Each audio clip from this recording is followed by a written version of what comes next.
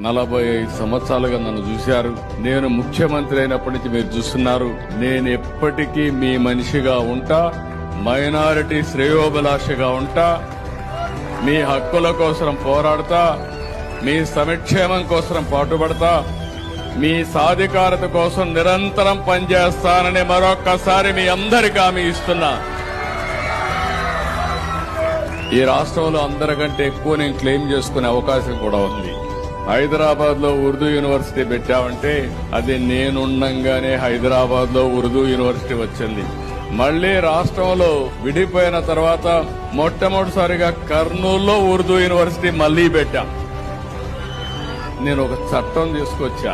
ఆ చట్టం ప్రకారం బిల్డింగ్ అంతా కూడా రెగ్యులేషన్స్ అన్ని చట్ట ప్రకారం కట్టాలని. చట్ట ప్రకారం కాకుండా ఒక 4-5 అంతస్తులు ఎక్కువ కడితే నా జీవితంలో ఎగ్జామ్ చేసింది మా మైనారిటీ సోదరుల కోసం ఎగ్జామ్ చేసి ఆ బిల్డింగ్ పర్మిషన్ కూడా ఇచ్చాను, చట్టాన్ని సవరించాను.